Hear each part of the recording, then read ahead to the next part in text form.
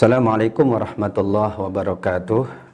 Alhamdulillah ala ni'matillah wassalatu wassalamu ala Rasulillah Muhammad ibni Abdillah wa ala alihi wa ashabihi wa azwajihi wa dzurriyyatihi wa man tabi'ahu wa walahu ila yaumil qiyamah, amma ba'du. Alhamdulillah, selalu kita bersyukur kehadirat Allah Subhanahu wa ta'ala. Syukur yang meningkatkan iman kita, syukur yang semakin menjadikan kita lebih taat kepada Allah Subhanahu wa ta'ala. Salat dan salam kita sampaikan kepada baginda Rasulullah Muhammad sallallahu alaihi wasallam. Salawat dan salam sebagai bukti kita cinta Rasulullah. Salawat dan salam akan dibalas 10 kali kebaikan. Dan salat dan salam adalah cara kita, insya Allah, agar kita termasuk umat Rasulullah Sallallahu Alaihi Wasallam yang layak mendapatkan syafaat di yaumil qiyamah. Amin ya rabbal alamin. Kajian tafsir kita lanjutkan dari juz yang kedua. Ayat pertama di juz yang kedua adalah surat Al-Baqarah ayat 142. Ayat ini sampai ayat 150 adalah berbicara tentang satu pembahasan, yaitu perpindahan kiblat salatnya Rasulullah dan para sahabat radhiyallahu anhum. Bahasa para ulama tafsir bahwa perpindahan kiblat itu adalah ujian. Kenapa ujian? Karena Rasulullah sallallahu alaihi wasallam saat di Madinah dan sebelumnya di Mekah berhadapan dengan orang-orang musyrik Mekah dan orang-orang ahli kitab di Madinah. Orang-orang musyrik bertanya dan mempertanyakan karena Rasulullah sallallahu alaihi wasallam salatnya menghadap ke Baitul Maqdis. Padahal di depan Rasul adalah Ka'bah. Karena Rasul tinggal di Mekah. Tentu orang-orang sekitar Mekah pun faham kenapa Rasul tidak menghadap ke Ka'bah di dalam sholatnya.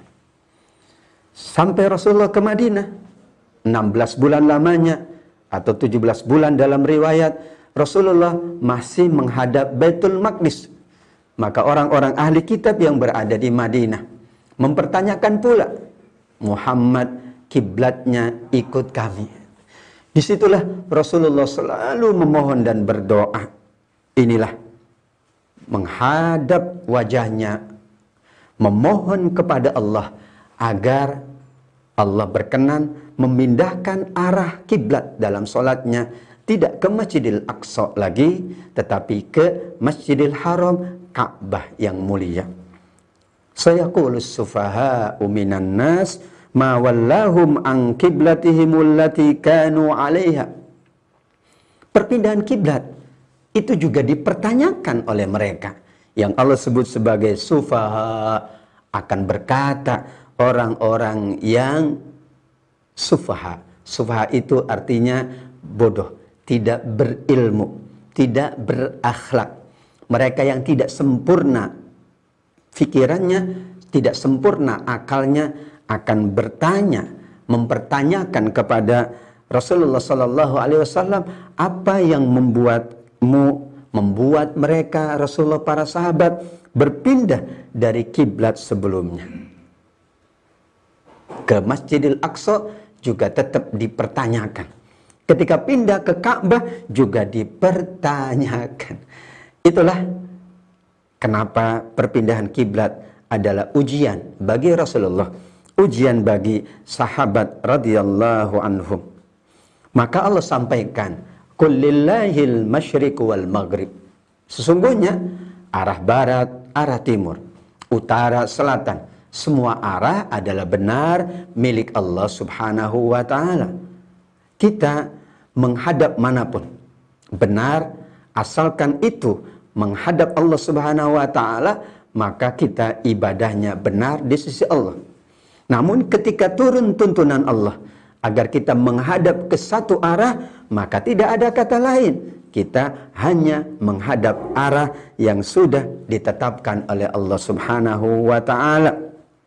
Maka disinilah Allah mengingatkan, menjawab perkataan orang-orang musyrik dan ahli kitab tadi, bahwa kenapa berpindah dari satu arah ke arah yang lain, baik arah barat, arah timur, sesungguhnya yang menentukan adalah Allah Subhanahu wa ta'ala.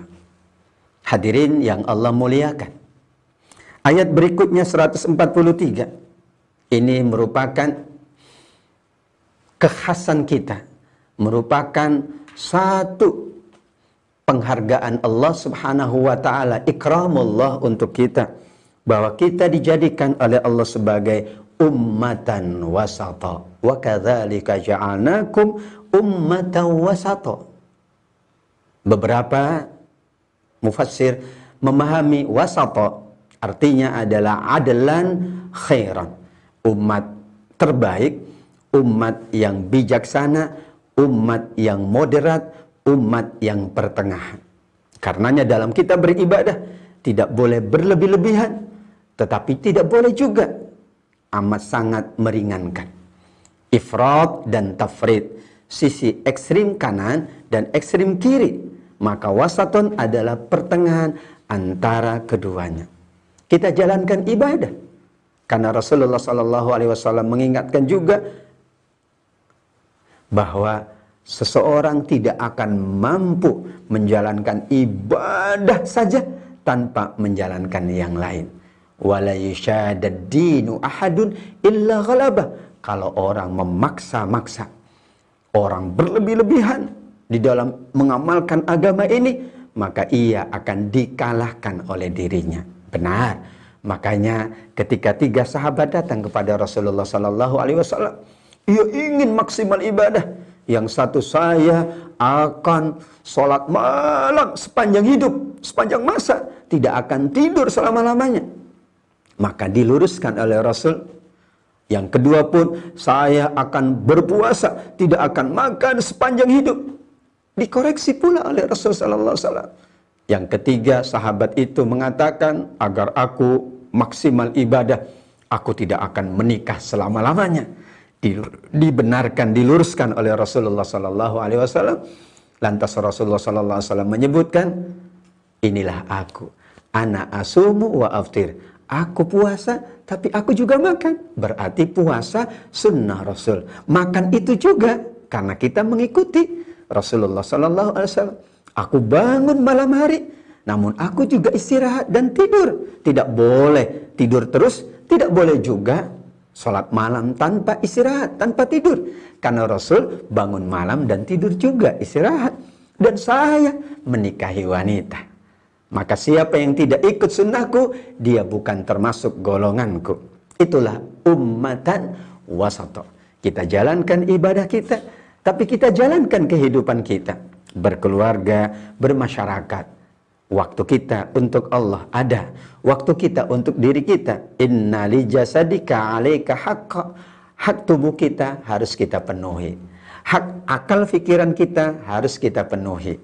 Hak hati kita harus kita penuhi. Hak keluarga, hak tetangga, hak masyarakat. Itulah manusia yang disebut oleh Allah sebagai ummatan wasata. Ada catatan yang sangat dalam tentang kalimat berikutnya. Litakunu syuhada'a 'alan nas wa yakuna ar-rasul 'alaikum syahida. Benar. Kita diberikan oleh Allah kelebihan ummatan wasata. Kenapa? Karena kita nanti akan menjadi saksi atas semua umat manusia. Bahkan di dalam hadis Imam Ahmad, Rasulullah sallallahu alaihi wasallam menyebutkan ini tentang persaksian. Ayyumamri'in syahida li akhihi khaira adkhalahul jannah. Siapa orang yang bersaksi untuk saudaranya baik, maka ia layak mendapatkan surga. Ini yang biasa kita lakukan. Asyhadu annahu khair. Aku bersaksi, ya Allah, fulan ini adalah orang yang baik. Ketika ia wafat, kita mempersaksikan kebaikannya. Fulanun khair. Biasa kita sampaikan demikian. Dan di hari kiamat, kita akan menjadi saksi.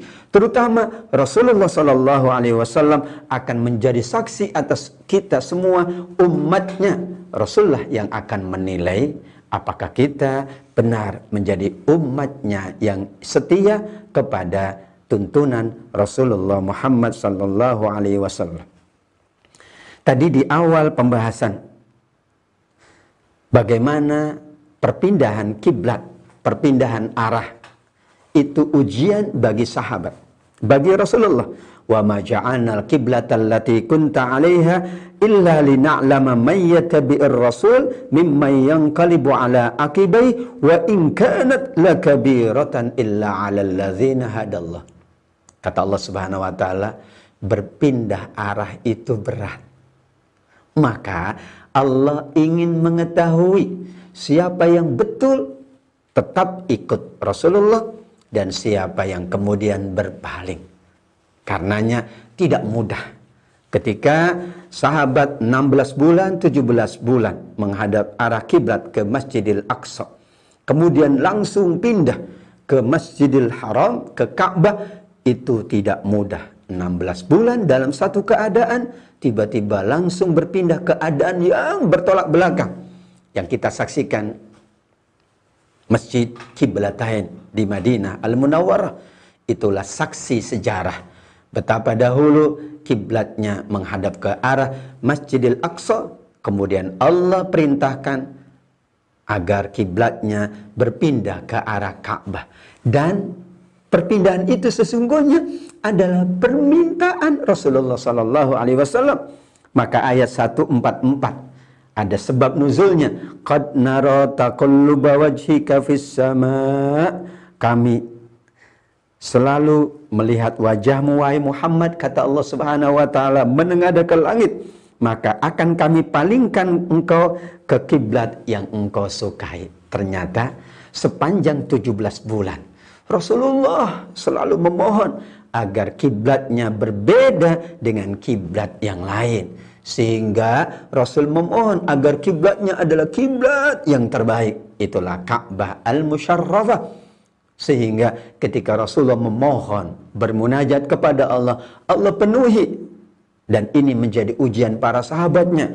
Dan hebat, mereka mengikuti tuntunan Rasulullah. Karena perpindahannya bukan sedang dalam keadaan tidak sholat. Mereka sedang sholat asar. Sedang sholat asar.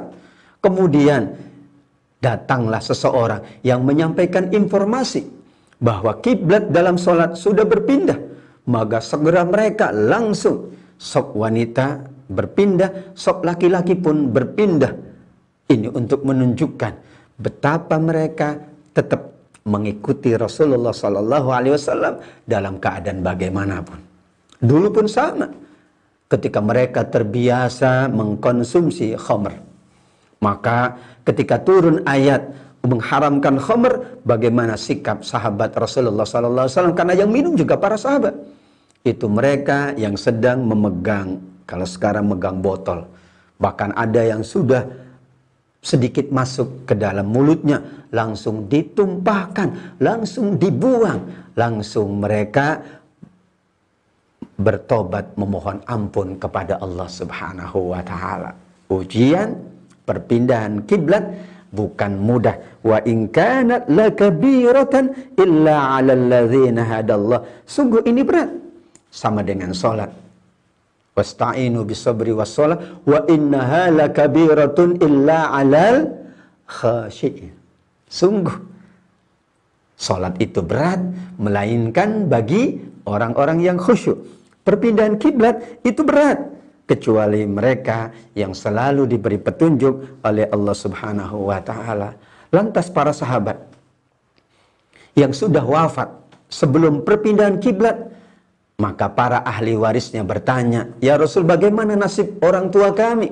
Saudara-saudara kami yang dahulu salatnya menghadap, bukan menghadap ke arah Ka'bah. Apakah mereka tidak diterima salat-salat mereka?" Bayangkan, mereka khawatir amalnya tidak diterima. Itulah kekhawatiran yang paling mulia. Kita khawatir amal kita tidak diterima, tapi kita bersungguh-sungguh beramal. Tapi harus ada kekhawatiran.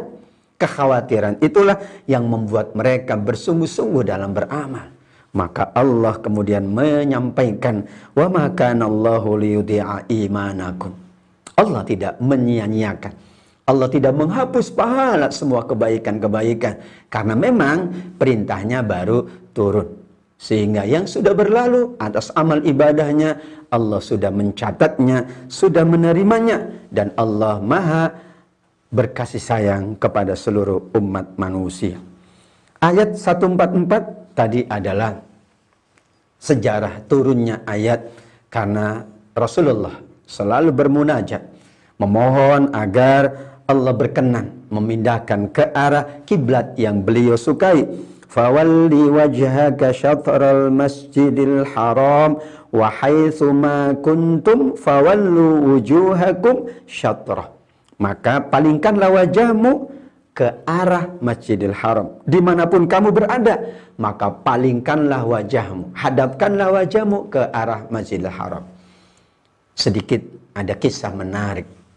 Waktu saya berdakwah ke Suriname, tahun 92. Saat itu bulan Ramadan. Ini ada korelasi dengan ayat ini.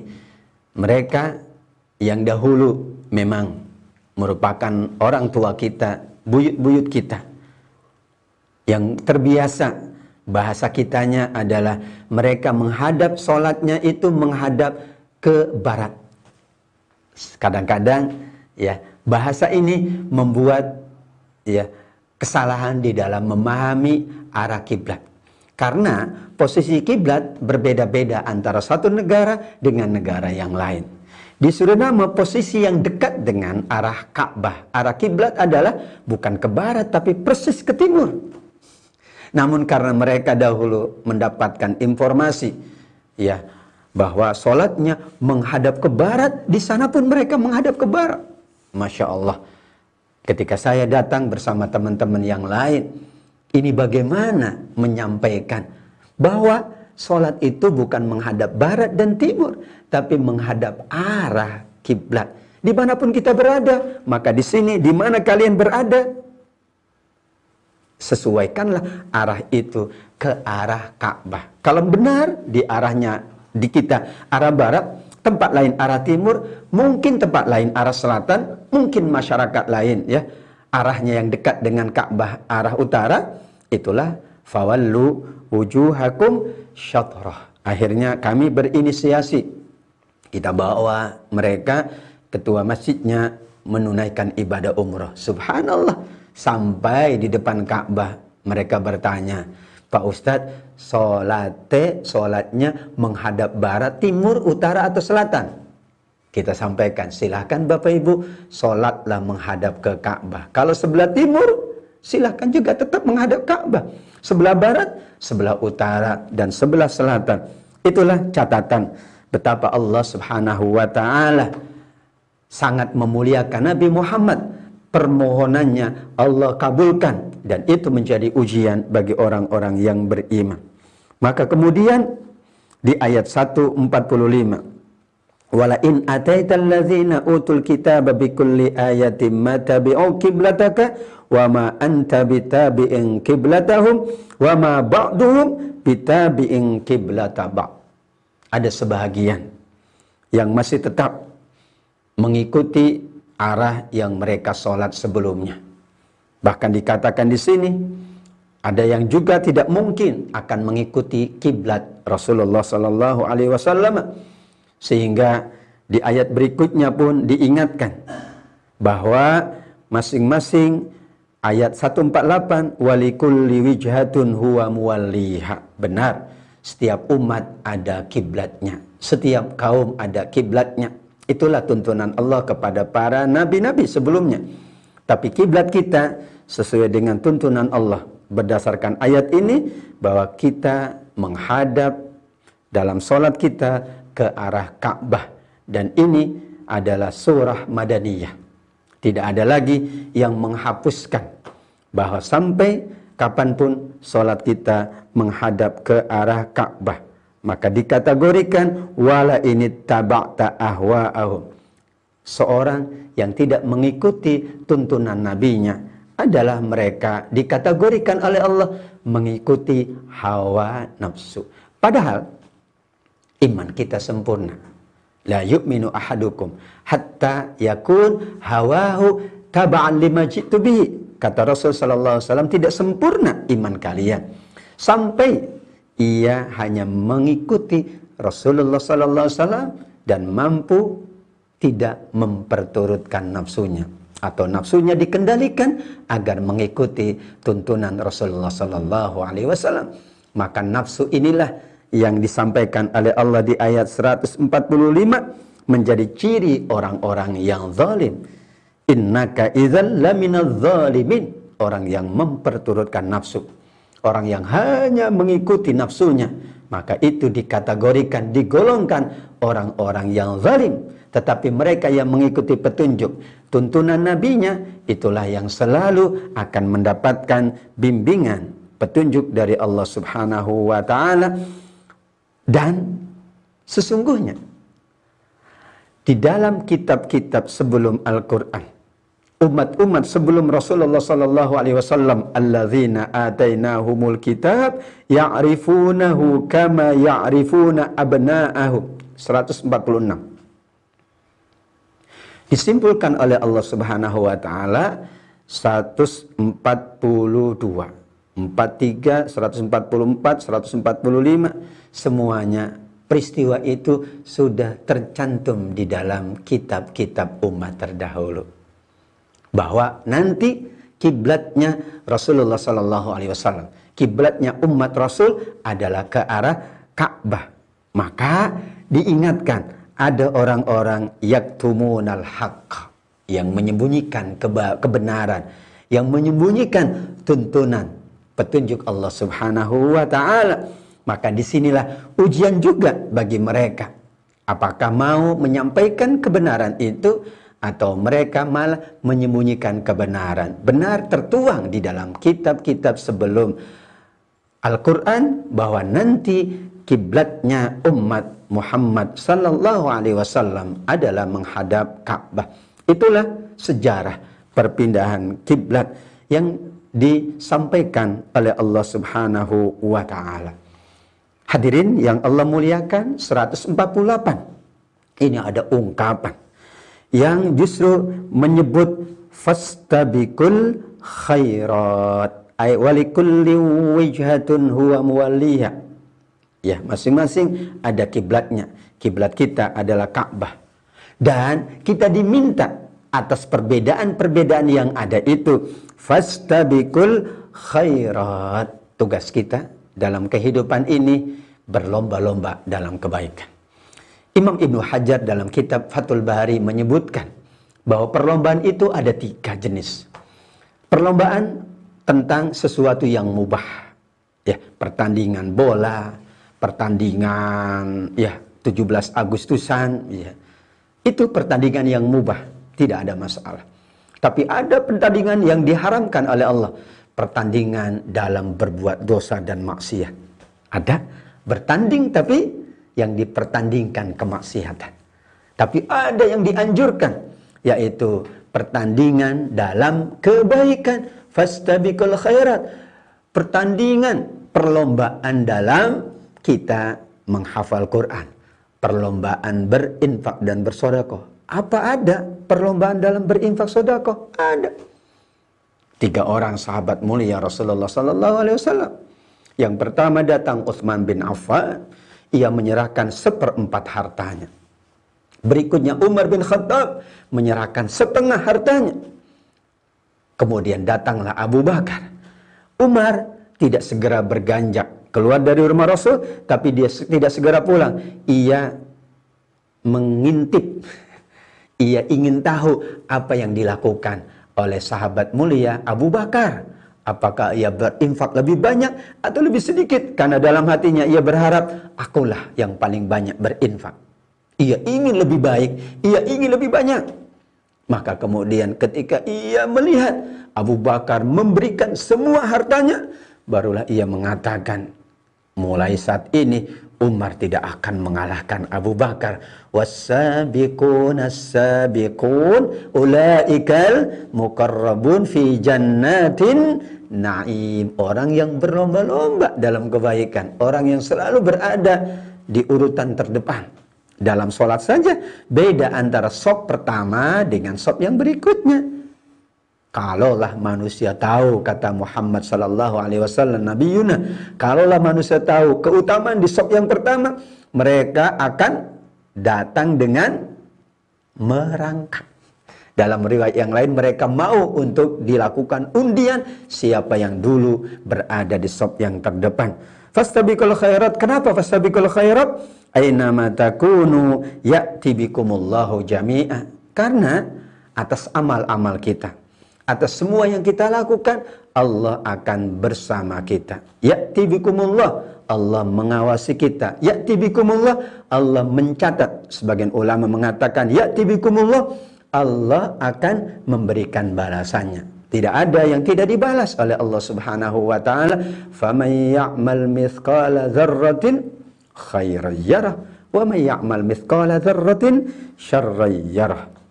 Berikutnya adalah 149 dan 150 redaksinya hampir sama. Wa min haitsu kharajta fawalli wajhaka syatral masjidil haram. Sekarang bagaimana kalau seseorang itu berada di luar Mekah, berada di luar kawasan Masjidil Haram? Sebagian ulama mengatakan bagaimana seseorang yang berada dalam perjalanan. Maka ada 3 kategori. Imam As-Sa'di menyebutkan 3 kategori. Orang yang berada di sekitar Ka'bah Masjidil Haram, orang yang berada di luar kawasan Masjidil Haram, dan orang yang melakukan perjalanan. Bagaimana teknis sholatnya, teknis menghadap arah kiblatnya. Mereka yang berada di kawasan Masjidil Haram, jelas sekali arah Ka'bah adalah arah yang harus ia hadapkan wajahnya. Yang di luar adalah yang lebih dekat kepada arah Ka'bah. Sementara orang yang musafir, khusus untuk sholat sunnah, mereka boleh menghadap ke arah manapun. Kenapa? Karena perjalanan itu, kendaraan yang ia naiki, yang ia tumpangi, mungkin akan menghadap ke berbagai arah. Asalkan ketika awalnya ia meyakini bahwa arah kiblat itu adalah yang ia menghadap kepadanya. Tapi ketika kendaraan melakukan perjalanan dan lain sebagainya, khususnya perjalanan itu yang sangat panjang, maka tidak mungkin kita menghadap ke arah Ka'bah benar-benar. Namun insya Allah, falillahil masyriku wal maghribu wa haitsu ma kuntum fawallu wujuhakum syatrah. Kenapa? Li'alla yakuna linnasi 'alaikum hujjah. Kenapa Allah hadirkan peristiwa perpindahan Ka'bah ini, diabadikan di dalam Al-Quran? Bahkan Allah Subhanahu wa taala menyampaikan ini adalah ujian, ini berat. Orang-orang nanti akan mempertanyakan, bahasanya saya kulu, nanti akan bertanya. Allah Maha mengetahui apa yang terjadi di masa yang akan datang. Nanti akan ada banyak yang bertanya Muhammad. Nanti akan mempersoalkan. Itulah agar tidak ada hujah lagi setelah ini. Ketetapan Allah, ayat Allah ini merupakan final bahwa tidak ada lagi dalam sholat menghadap ke tempat yang lain, tetap menghadap ke arah Ka'bah. Dan sekarang dengan teknologi yang ada, tentu kita bisa menggunakan mana yang lebih tepat ke arah yang lebih dekat kepada arah Ka'bah yang mulia di Makkah Al-Mukarramah. Kalau itu menjadi hujah, maka janganlah kamu takut kepada manusia, hanya takutlah kamu kepada Allah. Semakin kita takut kepada Allah, ayat 150, wali utimma ni'mati 'alaikum wa la'allakum tahtadun. Ternyata buah dari khasyatullah adalah nikmatullah. Maka para ulama semakin takut kepada Allah, semakin banyak anugerah nikmatnya. Kita ingin ditambah nikmat oleh Allah, khasyatullah, kita semakin takut kepada Allah. Maka ciri ulama, innama yakhsyallaha min ibadihil ulama, surat Fatir ayat 28. Ciri ulama adalah yang paling takut. Semakin takut, semakin ulama dia, semakin alim dia. Dan kita, siapapun, ya, jika semakin besar takutnya kepada Allah, maka anugerah nikmatnya akan semakin besar. Yang kedua, wala'allakum tahtadun. Khasyatullah itulah pintu bab al-hidayah. Semakin tinggi takut kita kepada Allah, semakin kita dekat dengan petunjuk Allah. Lihat orang yang takut, tidak berani dia berbuat maksiat. Ia takut kepada Allah, tidak berani. Makanya Umar bin Khattab menguji seorang penggembala dengan khasyatullah. Diriwayatkan, seorang anak muda penggembala kambing. Kambingnya banyak, milik tuannya. Maka datanglah Umar bin Khattab menguji khasyatullahnya, ketakutnya kepada Allah. Nah, boleh tidak aku beli kambingmu ini? Oh, tidak mau Tuan.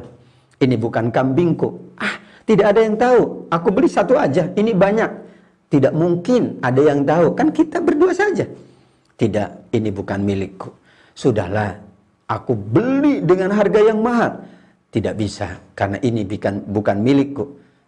Jadi bagaimana? Meskipun tidak ada yang tahu antara kita, meskipun orang lain tidak melihat kita, tapi Allah melihat kita. Aku takut Allah. Disitulah demikian. Ada 7 orang yang mendapatkan naungan di hari kiamat. Siapa dia? Ada seseorang yang kemudian hampir berbuat maksiat dengan seorang wanita zat mansabin wa jamal, cantik, berpangkat, bangsawan, cantik, bangsawan, berharta. Namun kemudian dia mengatakan, inni akhafullah, aku takut dengan Allah. Makanya ada 2 mata yang tidak akan disentuh oleh api neraka. Mata yang selalu takut kepada Allah, mata yang begadang karena beribadah kepada Allah Subhanahu wa ta'ala. Orang yang ada rasa takut, Allah sempurnakan nikmatnya, Allah sempurnakan imannya, Allah sempurnakan takwanya, dan ia selalu mendapatkan bimbingan dan petunjuk Allah Subhanahu wa ta'ala. Karenanya terakhir ayat 151 dalam pembahasan hari ini adalah kama arsalna fikum. Allah sampaikan tugas Nabi Muhammad, tugas Rasulullah sallallahu alaihi wasallam selalu membacakan ayat-ayat Allah.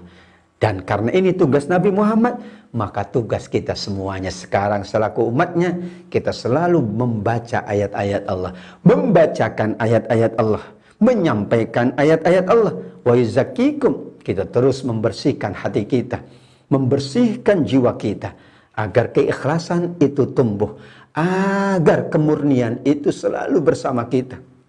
Dan yang terakhir, wa yu'allimukumul kitaba wal hikmah wa yu'allimukum ma lam takunu ta'lamun. Tugas Rasul menyampaikan ilmu Alkitab, ilmu As-Sunnah, dan ilmu-ilmu yang sahabat saat itu belum mengetahuinya, dan sekarang ilmu terus berkembang. Maka kita mengikuti, meneladani Nabi Muhammad SAW, terus kita menuntut ilmu. Maka orang yang menuntut ilmu, orang yang di majelis ilmu, subhanallah, anugerahnya amat sangat besar. Karena itulah memang fungsi Rasul SAW. Abu Dzar Al-Ghifari radhiyallahu anhu sampai mengatakan, li an ata'allama baban min kitabillah ahabbu ilayya min an a'takifa fi hadzal masjidi syahr. Aku mendalami, aku mengkaji, aku mempelajari satu bab dari kitab Allah. Dalam riwayat yang lain 1 ayat saja. Lebih aku sukai dari aku iktikaf di Masjid Nabawi selama 1 bulan. Iktikaf 1 malam, 1 hari, 10 hari pun berat. Ini 1 bulan. Betapa agungnya kita mendalami ayat-ayat Allah. Berarti kita sedang menjalankan ayat Allah 151 surat Al-Baqarah. Bahwa itulah fungsi dari Nabi Muhammad SAW, para nabi dan para ulama. Kita terus mendalami ayat-ayat Allah, membaca dan membacakan ayat-ayat Allah. Kemudian kita dalam masa yang sama tetap melakukan tazkiyah, membersihkan hati kita dari dosa, dari syirik, dari kesalahan-kesalahan, dari penyakit-penyakit hati, dari segala yang tidak diridhai oleh Allah Subhanahu wa taala. Karenanya orang yang akan mendapatkan surga adalah illa man atallah biqalbin salim, melainkan ia datang dengan hati yang bersih. Disinilah membersihkan hati selalu kita jalankan, mempelajari, mengkaji ayat-ayat Allah, mendalami sunnah-sunnah Rasul SAW, dan juga mempelajari ilmu pengetahuan menjadi catatan dari ayat 151 agar kita termasuk yang selalu mendapatkan keberkahan dari Allah Subhanahu wa taala. Inilah pembahasan kita pada hari ini tentang surat Al-Baqarah, yaitu temanya adalah ujian perpindahan kiblat yang dialami oleh Rasulullah dan para sahabat yang mulia radhiyallahu anhum ajma'in. Demikian, wallahu a'lam. Terima kasih atas segenap perhatiannya. Wassalamualaikum warahmatullahi wabarakatuh.